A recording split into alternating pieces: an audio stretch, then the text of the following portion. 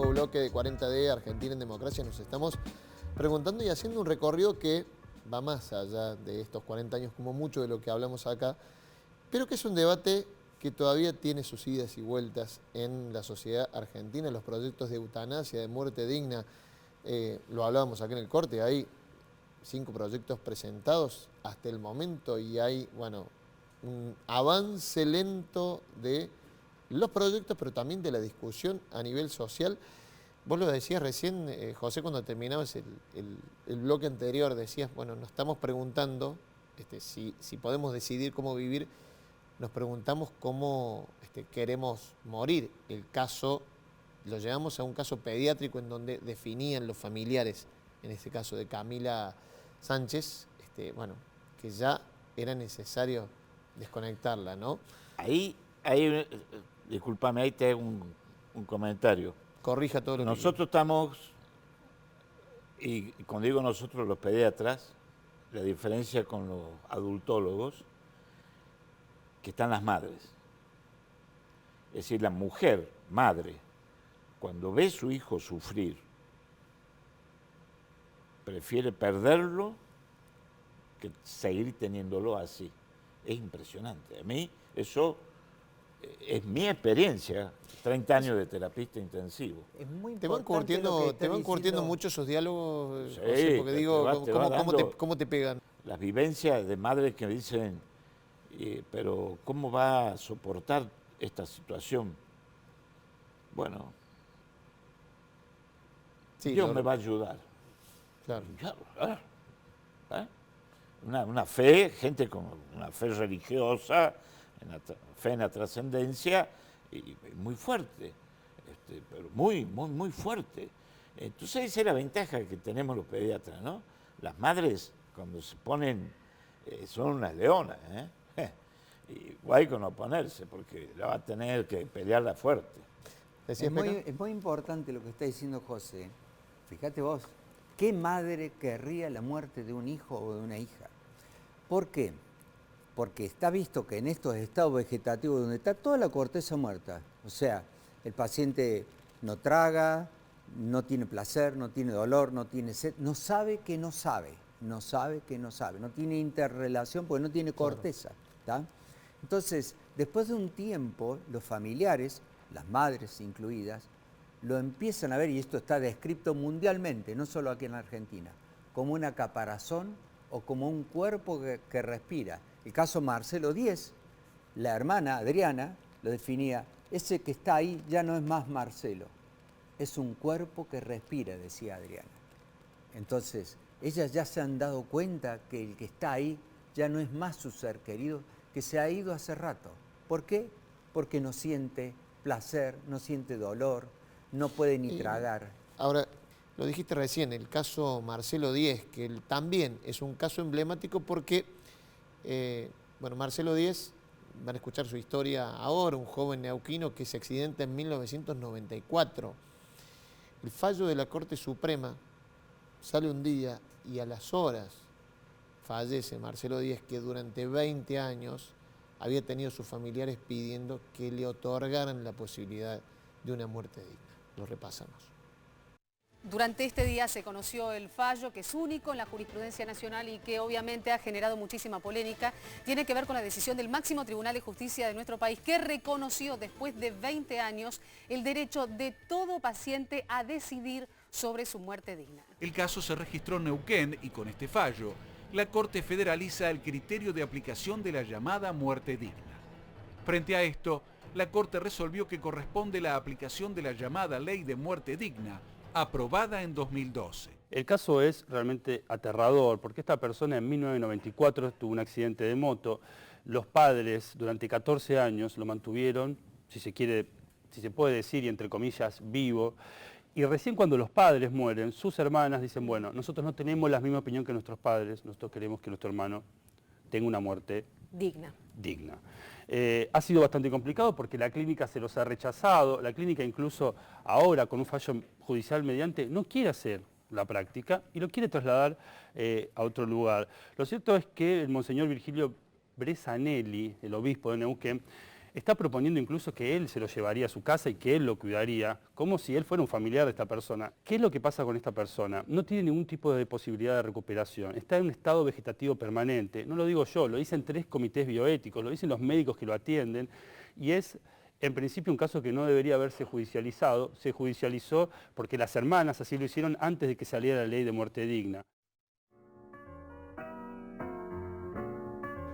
Vos decías recién, Peca, cuando hablabas de que el caso Marcelo Díaz es como un tratado, porque vamos repasando a poco, él se había accidentado en 1994, sus padres habían muerto, las que toman la decisión son sus hermanas, 14 años después, o sea, estás hablando de 2008.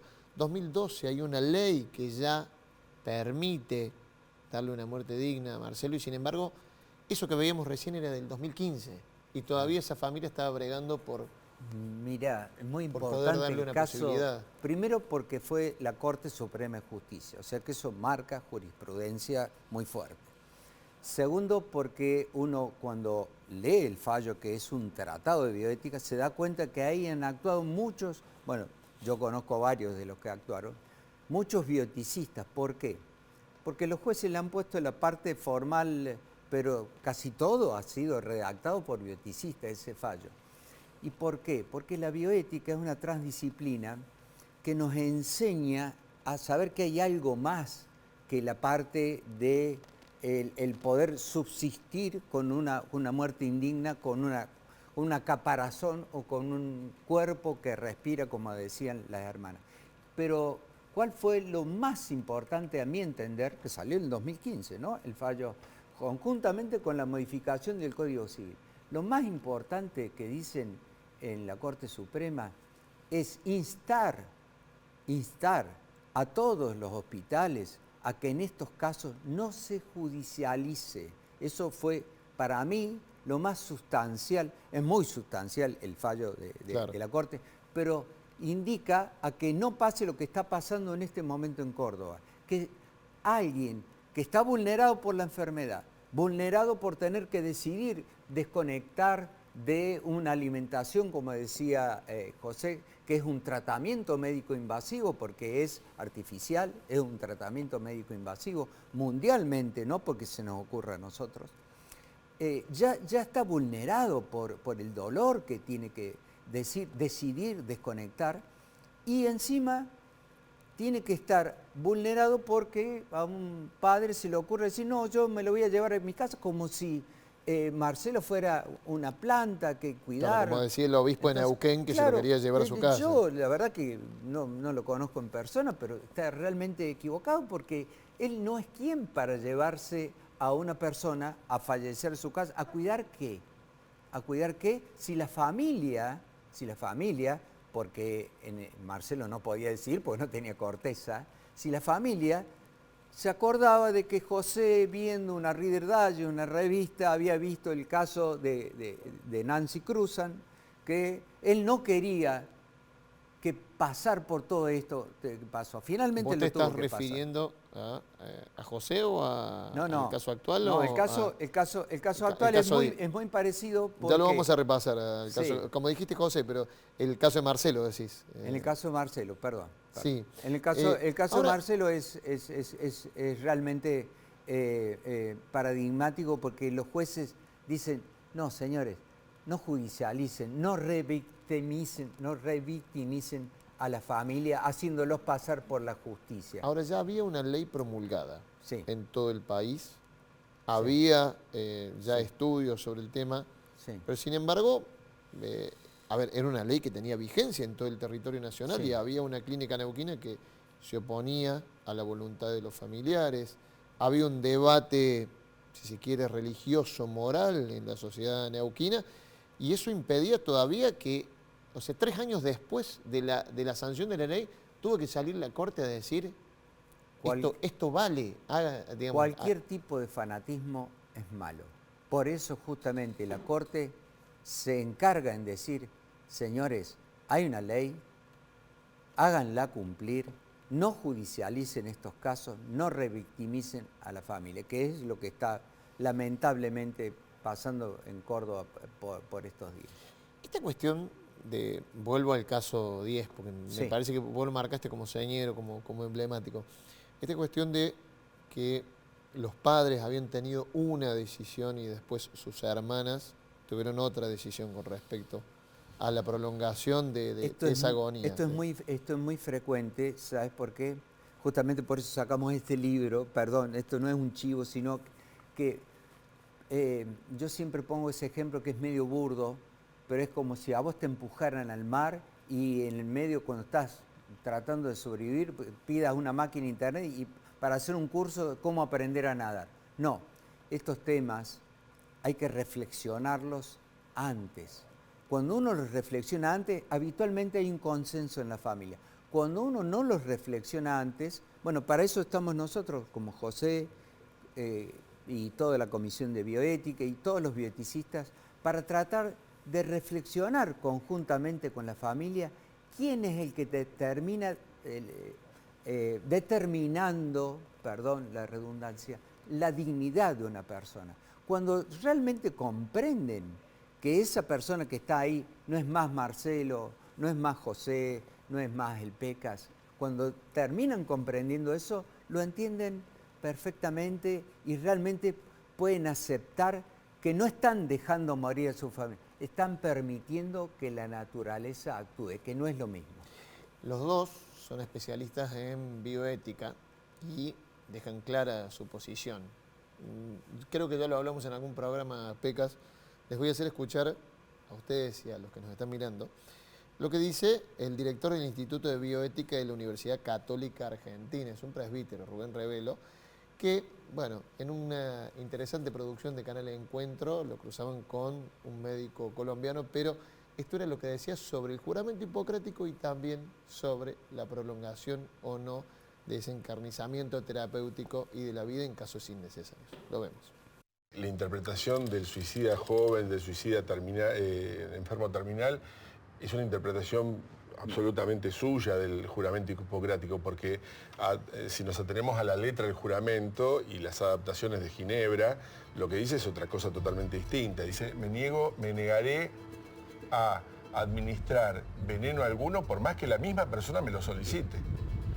Entonces, no es el caso de esta especulación. O sea, el juramento hipocrático rechaza dar veneno por más que la persona lo pida para sí misma. Esto es lo primero que me parece aclarar. Lo segundo es, una cosa es prolongar artificialmente una vida en su etapa terminal y otra cosa es inducirle la muerte. Son dos situaciones distintas. Una cosa es dejar que el proceso continúe, otra cosa es causar, ser uno causa eficaz de la muerte del otro. Me parece que no entiendo cómo puede ser beneficioso para la persona causarle la muerte. Quizá ustedes lo van a discutir, pero es un argumento que se cuela en el debate. Pero está hablando parte del juramento hipocrático porque el mismo Asclepio es castigado por los dioses por darle de más la medicación a un paciente que ya no tenía posibilidad de sobrevida. Eso con respecto al juramento hipocrático. Eso. Después, no sé, lo dejo a José que siga ampliando, a ver, esto porque se cuela en el seguramente debate. Tiene mucho que decir. El juramento hipocrático, se cree que esa parte, junto con lo que se prohibía también el aborto, iba en contra de lo que se hacía realmente en la Grecia de Hipócrates, porque se hacía eutanasia y se hacía aborto. Pero los pitagóricos, que tenían una rama filosófica en esa época, fueron los que introdujeron esa modificación, no es tanto porque todo el mundo sabe que los niños de forma en Grecia se los tiraba del monte Taigeto, no se los aceptaba, porque tenían los griegos el concepto del orden, del cosmos, y cosmos era todo lo ordenado, era bello, cosme, de ahí viene cosmiatría, cosmético, de belleza, todo era bello y ordenado, y había que descubrirlo. Lo que no estaba con eso no merecía vivir, no vivía. Entonces, y además, estamos hablando hace más de 2000 años, vamos a creer todo, lo único que perdura y que no cambia del juramento hipocrático es la exigencia de que los médicos seamos excelentes. Mira, Y, quédate ahí porque tengo que cerrar este bloque, José, pero te dejo y te tiro una pregunta también para abrir el próximo, el que viene, porque hay otra parte del argumento de este presbítero que dice, bueno, una cosa es dar una muerte digna, pero otra es inducir la muerte, dejar morir, que es un argumento que en estos debates, cuando han estado a nivel social, se ha colado. Así que se las dejo para el próximo bloque. Pausa y ya seguimos hablando de estos temas.